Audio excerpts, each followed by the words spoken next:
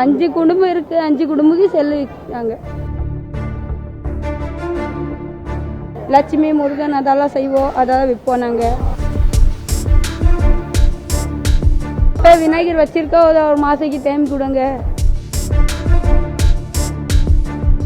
நாங்க இங்க வந்து 2 வருஷம் ஆச்சு. நாங்க அந்த வேலை பார்க்குறோம், நாங்க அந்த தொழில் பார்க்குறோம். இப்போ வந்துட்டு உடனே காலி பண்ணி சொல்லிட்டாங்க. நாங்க பிள்ளையார் செஞ்சிருக்கோம். இது நாங்க வேற இது வட்டிக்கு வாங்கிட்டு அப்புறமா நாங்க இது செய்யறோம். அப்ப இது வட்டி அவன் இது செல் பண்ணிட்டாங்கன்னா நாங்க இங்க போவோம். ஒரு மாசத்துக்கு நமக்கு டைம் வேணும். எவ்வளவு செலை இருக்கு?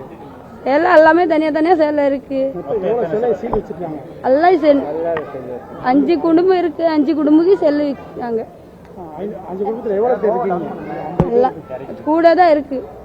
50 பேருக்கு கூட தான் இருக்கு. பிள்ளையார் செல்ல அப்ப நம்ம ஒரு ஆளுக்கு தெரியாது. 500 ரூபாய் மேலதான் இருக்கு. நாங்க சின்ன வயசுல இதே வேலை தான், நமக்கு அதே தொழில் தான். நாங்க ராஜஸ்தான் எல்லாமே அதே தொழில் தான் பார்ப்போம். இது ஃபர்ஸ்ட் தான் அப்படி வந்துருச்சு.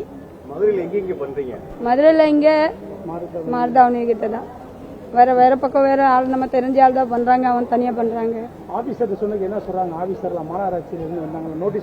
அவன்கிட்ட தான் நாங்க சொல்றதுக்கு வந்தோம். ஒரு மாசம் டைம் கொடுங்க, நாங்க அப்புறமா காலி பண்ணிடுவோம் அங்க இருந்து. இது ஒரு தடவை மட்டும்தான் விற்று விடுவோங்க.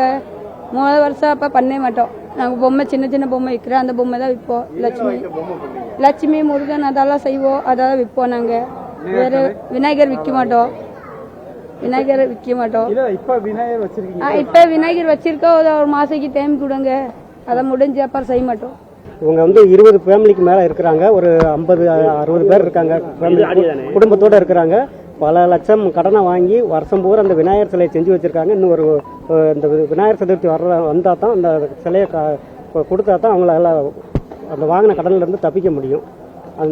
அதுக்குள்ளேயும் வந்து மாநகராட்சி வந்து இந்த மாதிரி இது பண்ணிட்டாங்க. வந்து சீல் வச்சிருக்காங்க சார். மொத்தம் 1000க்கு மேல இருக்குங்க சார் சிலை. அது என்னமோ பிளாஸ்டிக், என்னமோ பிளாஸ்டிக் மாதிரி அந்த ஏதோ கெமிக்கல் இருக்குன்னு சொல்லிட்டு சீல் வச்சிருக்காங்க சார். அதுல இருந்து இவங்க இந்த கடனை காப்பாற்றணும்னு இந்த விநாயகர் சதுர்த்திக்கு இந்த சிலையை கொடுத்தா தான் அவங்க தப்பிக்க முடியுங்க சார் வாழ்நாளில். இல்லாட்டி அவங்க ரொம்ப ராஜஸ்தான்ல இருந்து வந்திருக்காங்க சார். 20 குடும்பத்துக்கு மேல இருக்காங்க சார்.